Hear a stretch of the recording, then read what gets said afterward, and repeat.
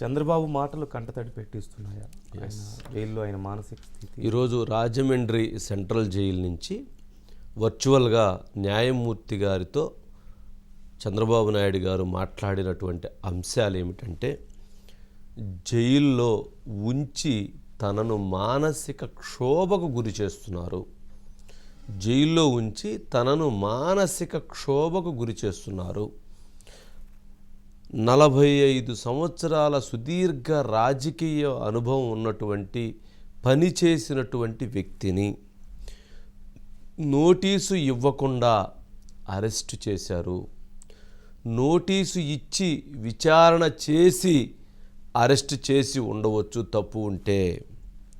నేను చేసిన అభివృద్ధి 2 తెలుగు రాష్ట్రాల్లో కనిపిస్తూ ఉంది.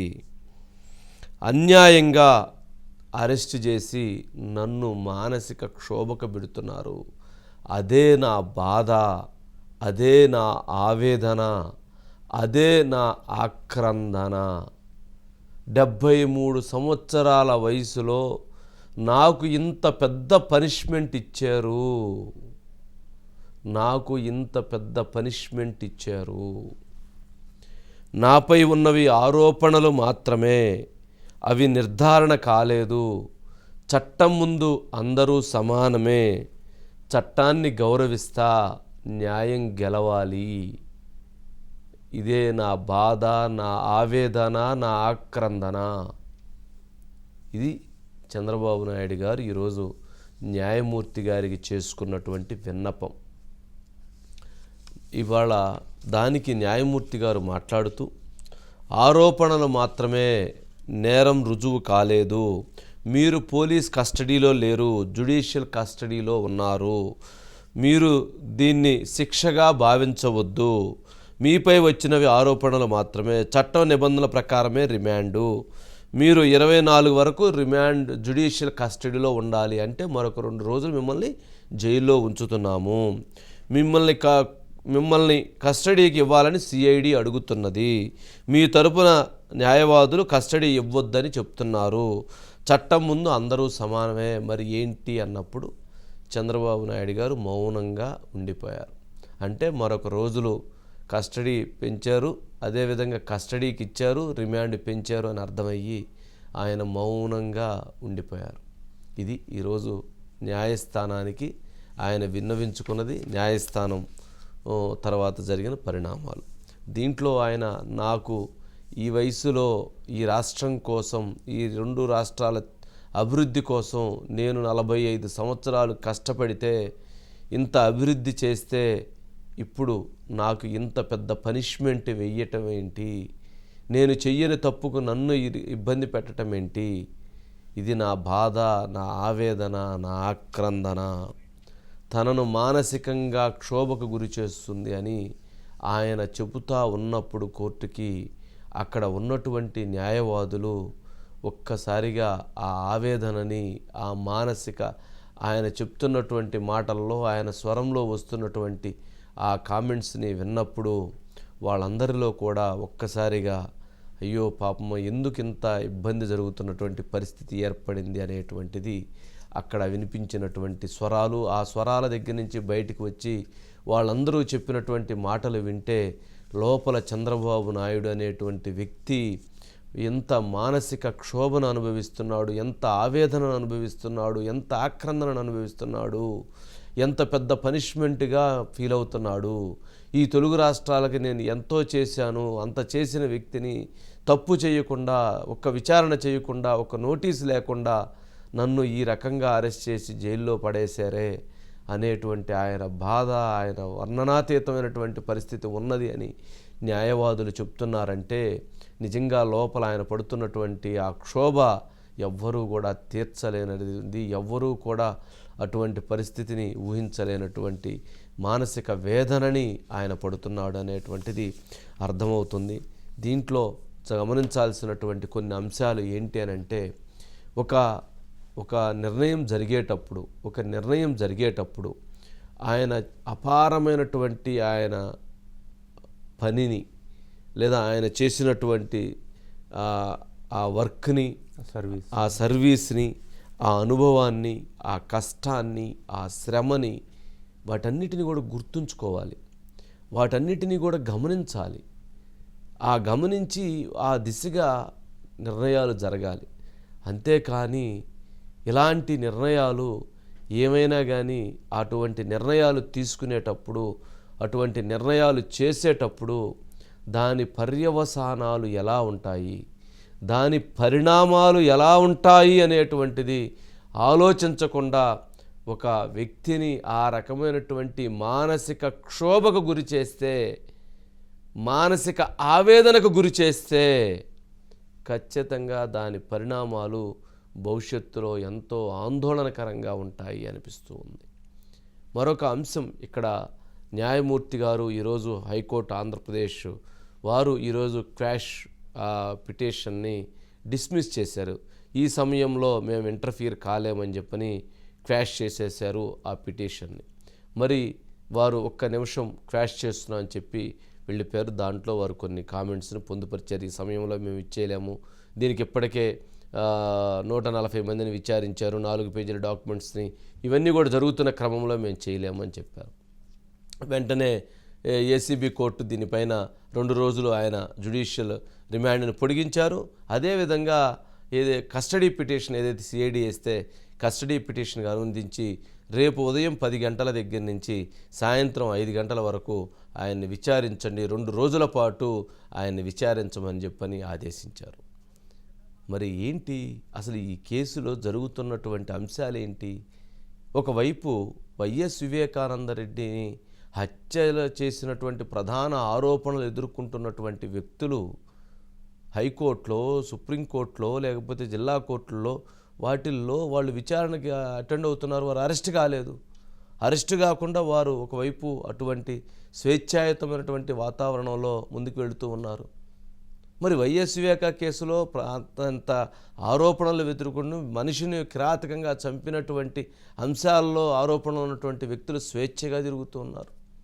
మరి ఇక్కడ ఎక్కడా కూడా నా సంతకం లేదు, నాకు డబ్బులు రాలేదు, నన్ను ఎందుకు ఇబ్బంది పెడతారంటున్నటువంటి వ్యక్తిని తీసుకొని పోయి రాజమండ్రి సెంట్రల్ జైల్లో రిమాండ్లో మానసిక క్షోభకు గురి చేస్తున్నారు అన్న విమర్శలు వెల్లువెత్తుతూ ఉన్నాయి. అంటే గమనించాలి, ప్రజలు అర్థం చేసుకుంటున్నారనిపిస్తుంది. ఏంటి అసలు ఇది? ఈ కేసుకు సంబంధించి ఎక్కడా ఇప్పటివరకు ఇదిగో ఆధారాలు అని చెప్పలేకపోతున్నారు.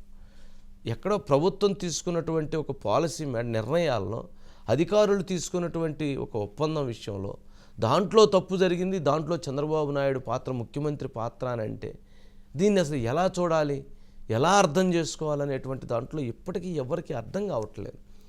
సరే, న్యాయ వ్యవస్థ వాళ్ళకు ఉన్నటువంటి ఎవరైతే సిఐడి చెప్పినటువంటి అంశాలు, ఇటు చెప్పినటువంటి అంశాలని ఆధారంగా చేసుకొని వాళ్ళు తీర్పులు ఇస్తున్నారు. కానీ ఆ తీర్పుల పర్యవసానం ఎలా ఉంటుంది, ఎలా ఉండబోతుంది, దీంట్లో రాజకీయ కక్షలు ఉన్నాయా లేవా అనేటువంటి దానికి ఒకే ఒక సూక్ష్మమైనటువంటి అంశం ఆడ కళ్ళ ముందు కనపడుతూ ఉన్నదే అన్న అభిప్రాయాలు వ్యక్తం అవుతున్నాయి. సూక్ష్మమైనటువంటి అంశం. ఆయన్ని ఈ కేసులో అరెస్ట్ చేసి రిమాండ్ చేస్తే మరొక కేసులో పీటీ వారెంట్లేసి, మరొక కేసులో పీటీ వారెంట్లేసి, మరొక కేసులో అరెస్ట్ చేస్తామని చెప్తున్నారు అని అంటే ఆయన ఏమైనా రౌడీ షీటరా, ఆయన ఏమైనా గజ దొంగ, లేకపోతే ఆయన ఏమన్నా అత్యంత నేరస్తుడా? ఏంటి అసలు, ఏం జరుగుతుంది అన్నది ప్రజలకి చాలా కన్ఫ్యూజన్ అవుతుంది. చాలా ఆవేదన చెందుతున్నారు. చాలా మానసిక క్షోభని ప్రజలు కూడా పడుతూ ఉన్నారు. చాలా మరి ఈ విషయాలలో సరే తప్పు జరిగింది అని అంటే దాన్ని చూపించవచ్చు. సరే, ఇవన్నీ ఒకవైపు ఉంటే కొంతమంది సోషల్ మీడియాలో రేపు ఏమి తీర్పులు వస్తున్నాయనేటువంటి దాన్ని సోషల్ మీడియాలో ట్రోల్ చేస్తున్నారు.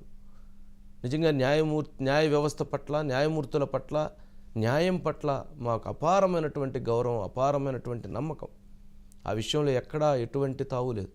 కానీ ఎవరైతే అటువంటి సోషల్ మీడియాలో పోస్టులు పెడుతున్నారు అని అంటే వారి ఉద్దేశాలు ఏ రకంగా ఉన్నాయి, వారు ఏ రకమైనటువంటి అంశాలతో ప్రభావితం చేయాలనుకుంటున్నారు, ఏ రకమైనటువంటి అంశాలు వారికి తెలిసి వారు పెడుతున్నారు అన్నటువంటిది కూడా ప్రశ్నించుకోవాల్సిన పరిస్థితి ఏర్పడుతుంది. ఎక్కడ న్యాయం, ఏది న్యాయం?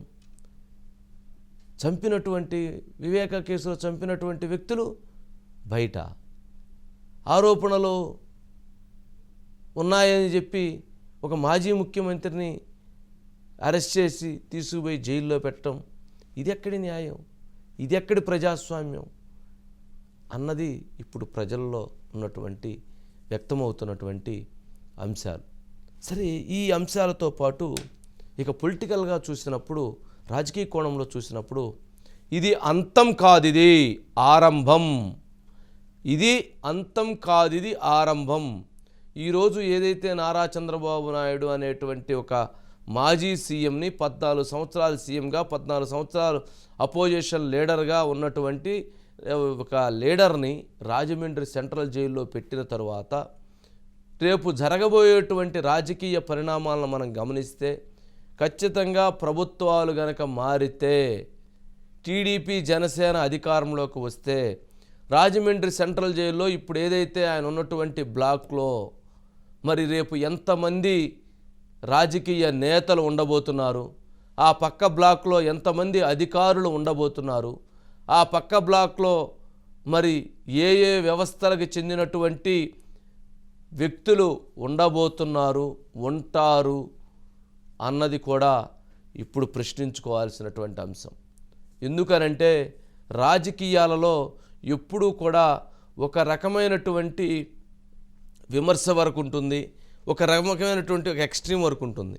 కానీ ఒక ఎక్స్ట్రీమ్ స్టెప్ దాటిన తరువాత ఇకన ఎవరైనా సరే తెగించేస్తారు, ఎవరైనా సరే తెగబడతారు.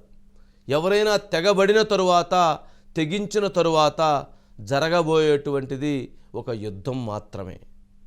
మరి అటువంటి యుద్ధానికి కాలు దువ్వి అటువంటి యుద్ధాన్ని ప్రారంభించినటువంటిది ఇప్పుడున్న ప్రభుత్వం.